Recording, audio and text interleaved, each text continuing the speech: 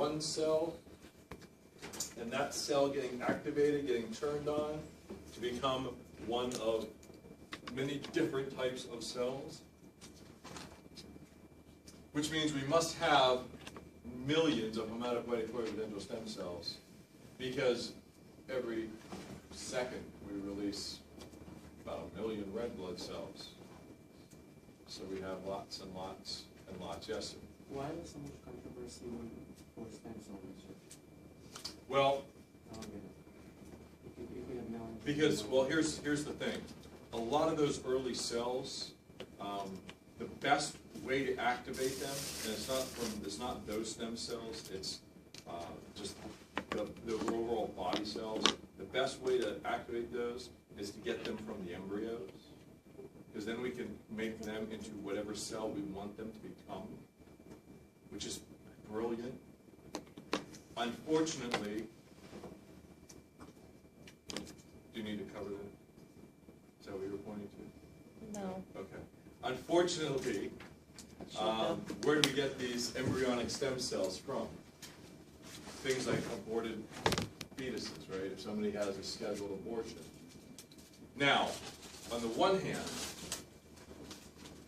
the argument would be, well, if this person is having this abortion and that tissue is going to be destroyed and discarded anyway, why not use it for research? That's the argument.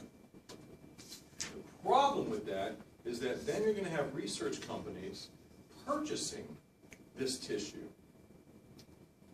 So if I'm going to sit down with my patient and discuss her options of her pregnancy and terminating her pregnancy, if she decides that she wants to have a scheduled abortion, normally I have to be very unbiased, we all have to be very unbiased, and discuss all the options with her. If in the back of my head I'm thinking, I'm going to tell her about all the other options that she can have, but if she has the abortion, I make $700 from this company, and that's going to pay my Mercedes payment, maybe I will sort of persuade her into that direction. So I might consciously or even unconsciously persuade them into a direction where they would be terminating a pregnancy in the event where they might not really want to. So that's where a lot of it comes from, and which is why they banned it for a long time. And no sooner they did that, well then doctors or researchers started looking other places. And I told you before, we have these other cells in our body called germ cells that can become any of the cells that are around. So we have these like in our skin. And there was a doctor, I want to say it was somewhere in the South. I want to say like the Carolinas or something, but I don't remember exactly. And he was able to take those and start cloning himself. He was able to use those cells and start causing those cells to reproduce and reproduce, and he could direct the type of cells he wanted to make. I thought that was awesome. I would do the same thing. I would clone myself. That'd be great. There were movies made about this kind of stuff. I think I spend twice as much on sweater vests. Wow. No, we just alternate. It's share. Or share sweater vests. It's terrible. Did you clone something? No, because I wouldn't be here right now. No. I would be at home. Eating chocolate. You would have missed the pie. And then, I would have me bring some home. I'd send myself a text message, do you want pie? Of course I want pie, you know me.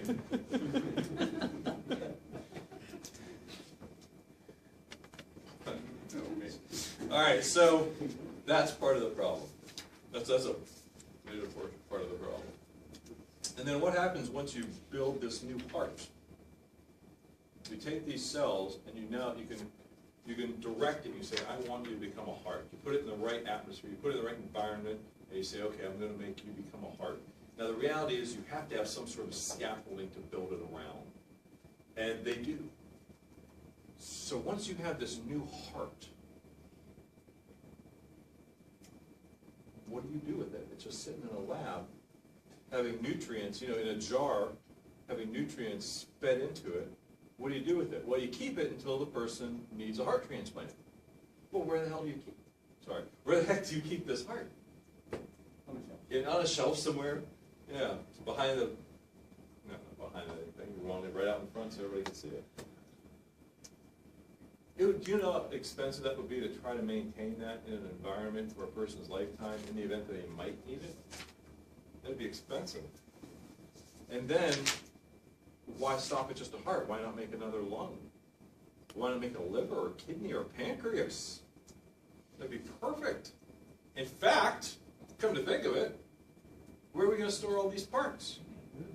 The best place to store all these parts would be in another person.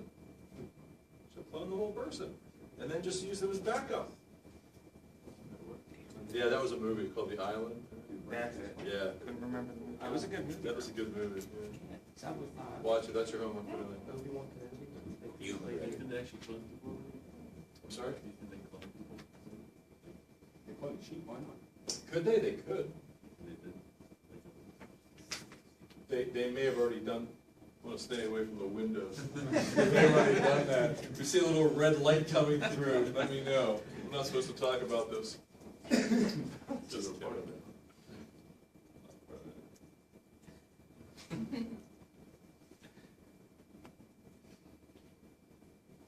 Okay, the leukocytes. Leuko is white cytocell. Two main categories of leukocytes, granulocytes and agranulocytes. They call them these because when you look at them under a light microscope, the granulocytes look like they have little granules in their cytoplasm. The agranulocytes do not look like they have any granules in their cytoplasm. So granulocytes meaning cells with granules, agranulocytes, cells that don't have granules.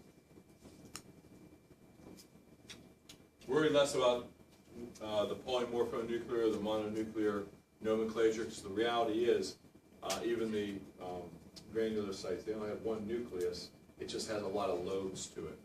So it looks like there's more than one. So, you can look at the three granulocytes. These all stem from one lineage, from a hematopoietic pluripotential stem cell.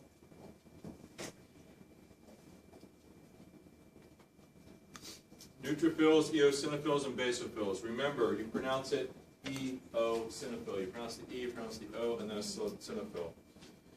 People like to abbreviate the names of these things. Sometimes people will call neutrophils band cells, which is not really correct because a band cell is an immature neutrophil. It occurs just before the neutrophil is released into the system. So technically, a band cell is not yet a neutrophil. It has to finish its maturation. But some people call them the same thing. They also are called polymorphonucleated leukocytes, the neutrophil, because it has all of those different lobes. This is the one cell you're going to have, you're going to see the most lobes in. This is the one where you're going to see like 4 or 5 lobes to the nucleus. And they're all going to be all different shapes. Hence the term polymorphonucleated leukocyte, but they'll abbreviate it PMN. Sometimes people call them neutros because they're lazy. It's one more syllable, crying out loud. You're not that busy. Neutrophil, put it on. Eosinophils and then basophils. Now, neutrophils make up about 65% of all the white blood cells in the body. They are most specific for bacterial infection. I know we went through this before. I'm just going to give you a highlight. Neutrophils can gobble up. They're phagocytic. They can gobble up a lot of stuff, but they are most specific for bacteria. They are first on the scene because they're most numerous. So if you look at a drop of blood under a blood smear under a microscope, you'll see a whole bunch of red blood cells, and you may only see 1 or 2 white blood cells in the whole field. And the reason for that is because most white blood cells are not in the blood. They're greatly outnumbered by red blood cells. And the ones that you will see are most likely the neutrophils, because there's so many of them. Eosinophils are also a phagocytic cell. They sort of help to break down some products that are made as part of the immune system. So they sort of help to keep things in check, regulatory. And they also are very important when it comes to parasites and allergens. Parasites and allergens. The allergic response, for instance. Basophils in the blood. Basophils. These guys release histamine and heparin in the blood. Well, what is heparin? It's an anticoagulant, right? Don't we have things in our body that causes clots to form because we want clots to form? But we don't want them to form out of control. So if we have something that causes clots, we're going to want to have something to break clots down, or at least keep them from overgrowing. And that's why the body produces heparin, specifically in the basophils. And then histamine causes a couple of things. It causes vasodilation. So we have more blood flow, therefore more fluid moving to an area, therefore more cells moving to an area.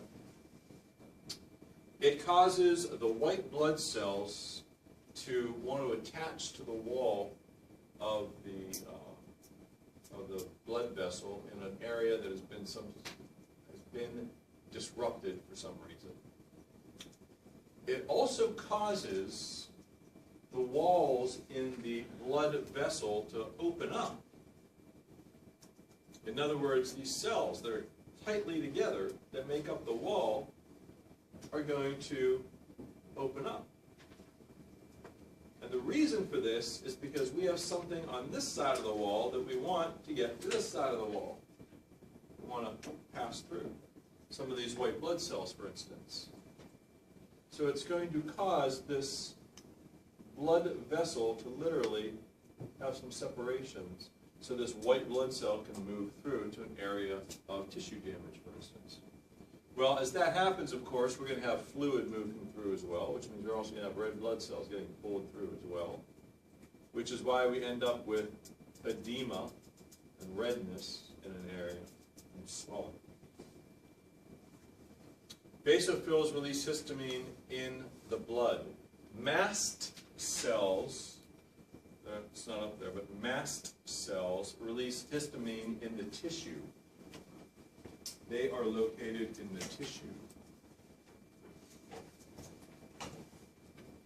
So they will help with the vasopermeability, the blood vessel permeability from the tissue side.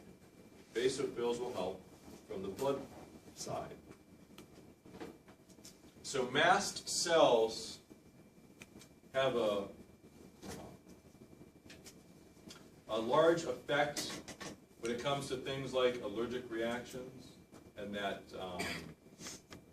runny nose, puffy face that people get when they're around, something they're allergic to.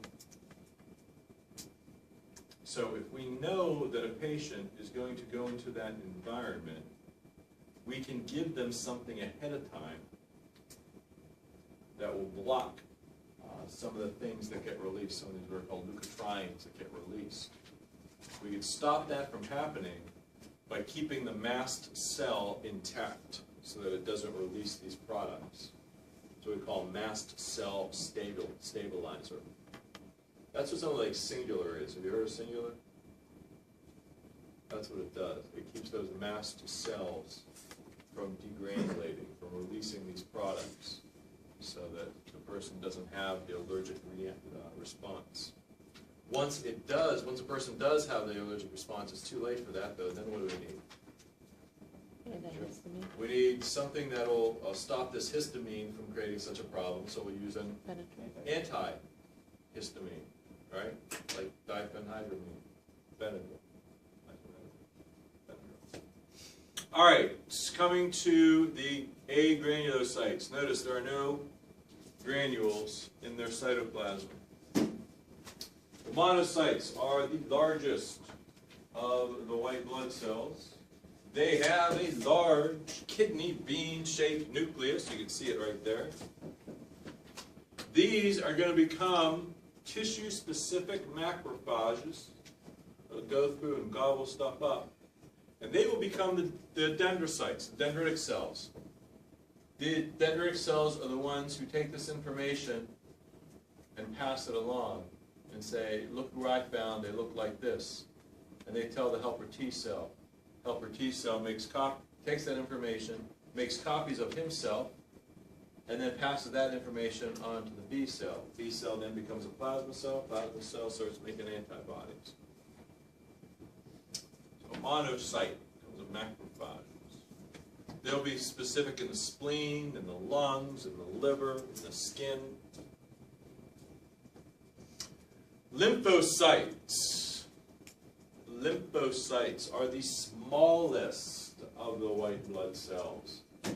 Lymphocytes are the smallest of the white blood cells. Oh, there's a good picture. You can see it's a dendritic cell talking to a helper T cell, right? That's taking that information. Then he's copying himself.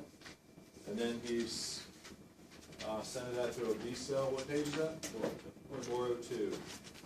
Where's the B cell? There's the B cell. So the lymphocyte. Here's the thing about the lymphocyte.